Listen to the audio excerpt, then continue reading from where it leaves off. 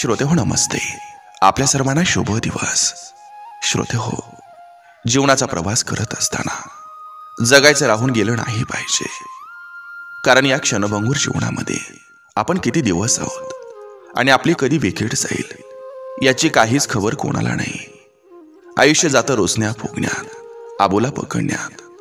बऱ्याच वेळा आधी कोणी बोलावं याची अनेक वर्ष निघून जातात. जीवनाच्या सर्व्हिसमध्ये कोणीच परमनंट नाही. कारण आज आहे तर उद्या नाही. शेवटी फक्त फोटोरूपी आठवणीत राहतो आपण. म्हणून श्रोते हो, जगून घ्या, बोलून घ्या, मन मोरात हसून सुद्धा घ्या. आलंच रडायला तर रडूनही घ्या. रुसला असेल कोणी तर स्वतः बोलून सुरुवात करून पहा. प्रत्येक क्षण जगता आला पाहिजे. श्रोते हो, वय, नोकरी, व्यवसाय, प्रतिष्ठा, जात पात, धर्म या पलीकडे जाऊन आपल्याला जगता आलं पाहिजे. कधी नाचायची इच्छा असेल तर नाचून घ्या.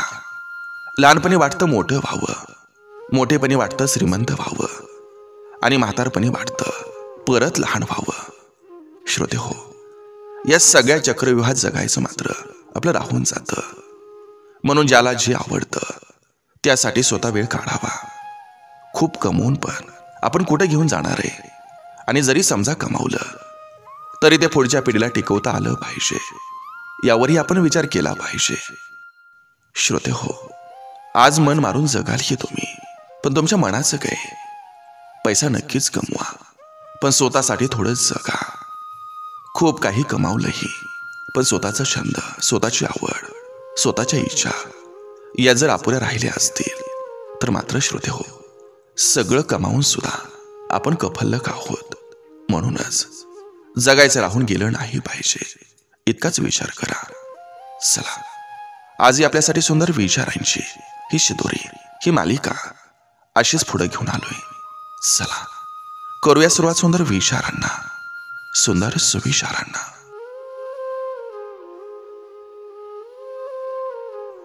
दिखाव्यासाठी खर्च केलेला पैसा हा वेळ आल्यावर अडवत असतो. प्रेम आणि निष्ठा असली की बुद्धी आणि विचार साथ देतात.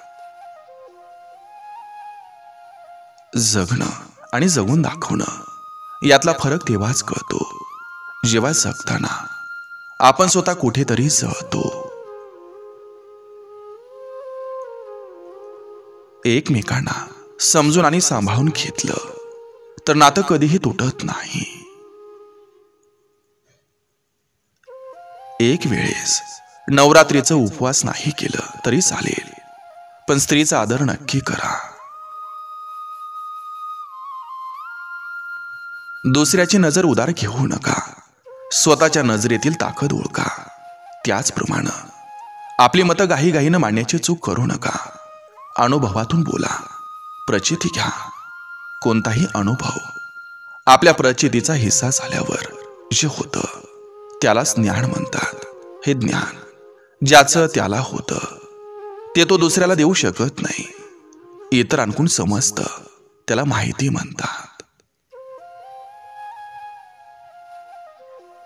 दान घेणाऱ्यानं मिळालेलं दान कधीही विसरू नये आणि दान देणाऱ्यानं आपण ते दिले हे कधीही लक्षात ठेवू नये. परिस्थितीची जाणीव असणाऱ्यांना कमी असलेल्या गोष्टीची लाज आणि जास्त मिळालेल्या गोष्टीचा माज हा कधीच वाटत नाही. लय आपलं आपलं केलं की आपल्या चांगलं येतं. खिशात किती आहे हे महत्वाचं नाही, आपण खुशीत किती आहोत हे महत्वाचं आहे. हीच ती न मोजता येणारी श्रीमंती. खुशी, समाधान, आनंद देणं आणि सकारात्मक राहणं हे उत्पादन आपल्या स्वतःच्या फॅक्टरीत निर्माण होणारं प्रोडक्ट आहे.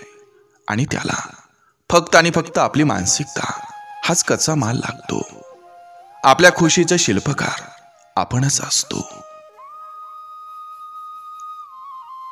अत्यंत कठीण प्रसंगात होणारा शेवटचा चमत्कार म्हणजे भगवंत.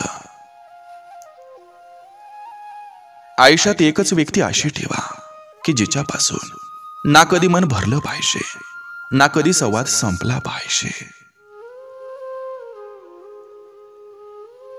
संयम ठेवा, कारण खूप काही वाईट होत असतं चांगलं होण्यापूर्वी.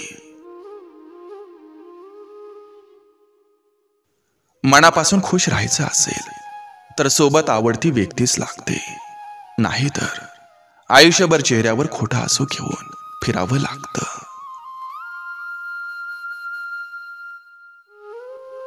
कधी कोणाच्या मन आणि भावनांशी खेळू नका, कारण ती खेळायची गोष्ट नसते. बाहेरील जखम भरू शकते, पण मनातील जखम मात्र भरता भरत नाही. प्रेम मध्ये एकच गोष्ट मिळते, ते म्हणजे टेन्शन. मी हे करू शकत नाही असं कधीही म्हणू नका. तुमच्या अंतर्मनात प्रचंड शक्ती आहे. शक्तीच्या मदतीनं तुम्ही अशक्य वाटणारं काम सुद्धा शक्य करून दाखवू शकता.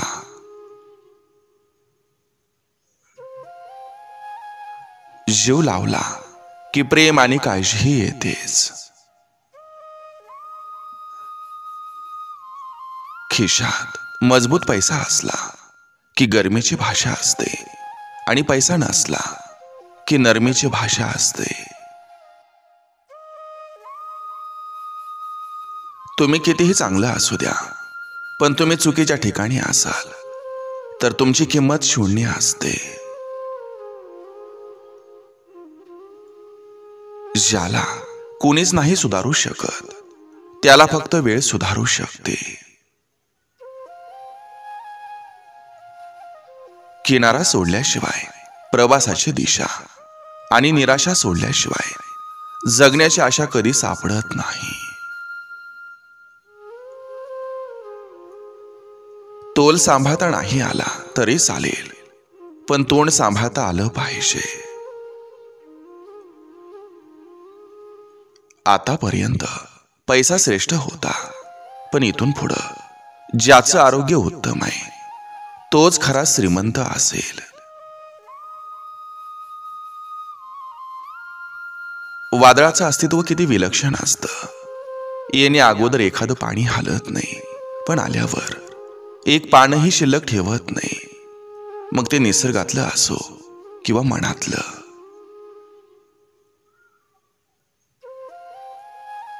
जर दोन समजूतदार मन हे एकत्र असतील तर प्रेम नक्कीच आयुष्यभरासाठी टिकतं.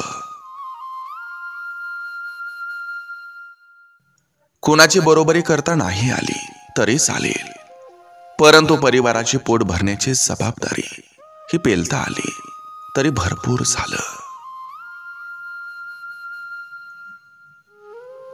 आयुष्यात प्रत्येक नात्याचा अर्थ हा स्वार्थ असतो. या जगात एकच गोष्ट सोपी आहे, ते म्हणजे दुसऱ्याला नावं ठेवणं.